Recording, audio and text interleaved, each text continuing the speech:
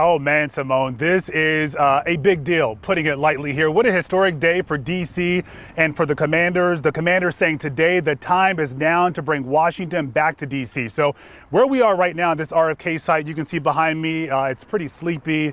It's an eyesore. It's just been like this for decades now, but the Commanders are ready to change that.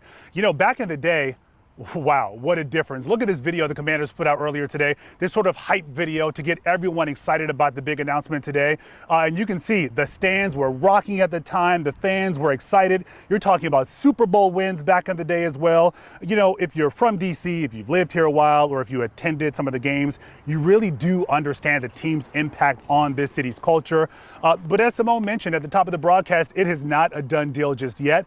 The honeymoon may be short-lived here because, you know, we have to talk about money at this point. I got a message from my mom earlier, huge Commanders fan. She was watching the announcement. She tells me, you know, okay, it's done. They're coming back home. They said, welcome home. And I said, Mom, you know, okay, pump the brakes just a bit. This still has a long way to go. We know the team is trying to open up here before the first game in 2030. And a lot has to happen between now and then. I want to bring in my colleague, Eric Flack. He was at today's big announcement. And Flack, we know a lot of people are celebrating right now. We have President Trump saying this is a big win. You have the mayor, you have the Commanders leadership also saying this is a big win. But now we have to talk about money. And this is where it gets really serious, right? You know, this is where the rubber meets the road, Zoe. And as you mentioned, this announcement was a day that for many Commanders fans was almost 3 decades in the making, from the moment that the team left this spot in RFK for a stadium out in Prince George's County, 6 miles down the road that way. But it was this morning at the National Press Club downtown that Commanders owner Josh Harris, as well as Mayor Muriel Bowser, were joined by NFL Commissioner Roger Goodell to announce that landmark agreement for a new stadium on this old RFK site. The estimated $3.8 billion project includes $1.1 billion in taxpayer financing. That includes money for infrastructure, parking garages, a youth sportsplex, all at a time when the district is being asked to limit spending by the federal government. But today, Bowser told reporters the city needs this investment now more than ever. If you need to add revenue, as we do, you can't leave 180 acres vacant. If you need to add jobs, as we do, you cannot wait for an anchor to show up to start developing there. When you need to attract business, you have to be about business. It is about DC and making this more than just a stadium and making it attractive. I mean, think about it with the Washington Monument, the Capitol, and the Anacostia River, and you know, this is going to be one of the most important stadiums in the world, right? Yeah, also important to note that $2.7 billion investment by the Commanders, if this stadium project moves forward, would be the largest private investment in District of Columbia history. The development of the RFK site would not just be a stadium behind me. There would be 5,000 to 6,000 new homes. There would be a youth sports complex. There would be retails, restaurants, bars, green space, around 54 acres of green space. So a lot more than just a stadium, Zoe, and that is how it is being sold by the mayor, by the administration, by the Commanders, when you're talking about this huge public investment in excess of more than $1 billion over time in taxpayer money.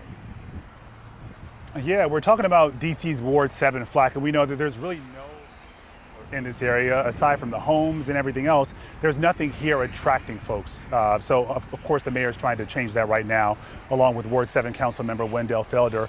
Flack, we know that this is about 180 acres we're sitting on right now, and Josh Harris and the mayor also said this stadium will only take up a small portion of that land. So tell us, what is it supposed to be like? What's the fan experience supposed to be like here?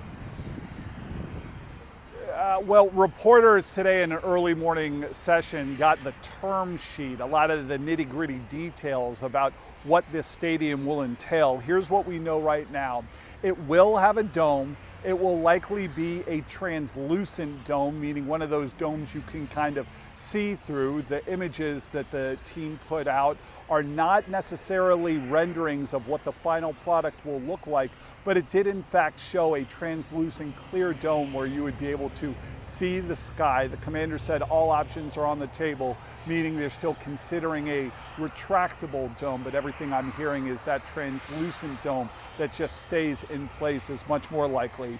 You're talking about a 65,000 seat stadium that would come with what's known as permanent seat licenses, or PSLs. That's where season ticket holders have to pay a huge premium, thousands of dollars, just for the rights to then purchase their season tickets. It's a very expensive idea. It can be a controversial idea. It is also something that comes with almost every new NFL stadium. There's going to be about 8,200 parking spots. That will cut down on tailgating, but the team says tailgating will still be available, set to open, as you mentioned, in the fall of 2030. And Zoe, the NFL commissioner today, was asked about a Super Bowl. He said, "I'm not here to guarantee anything. I'm not here to announce anything, but that new stadium certainly helps the city's chances of getting a Super Bowl dramatically." How about that? Oh, yeah.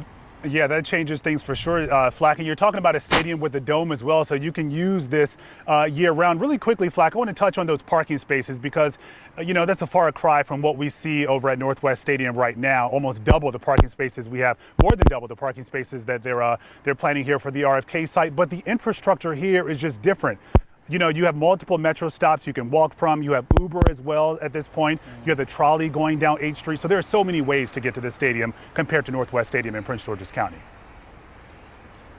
It's going to be in that urban stadium mold, Zoe. So there are going to be parking garages instead of parking lots. A lot of the city's investment, like over $300 million of the city's investment over time, is going to go to those parking garages, which the city will ultimately own. There are studies for WMATA Metro to study the egress, the in and out of getting all those fans in and out of the one metro station that is here in this area. Is there any idea to expand that? Those studies are part of this investment as they look forward. There is going to be Uber, a ride share. There's going to be all different ways to get to this stadium, aside from those sea of parking lots that we know so well at Northwest Stadium. 22,000 parking spots out there, 8,200 with the new stadium here. That's a different experience out there. Probably the one thing people do love about Northwest Stadium, the tailgating. It'll change down here, but be replaced by a game day experience with bars, restaurants, and some limited tailgating. So. Okay, Flack, thank you so much. A lot to figure out between now and also the time that the council is supposed to vote on this, which is expected to be this summer. All right.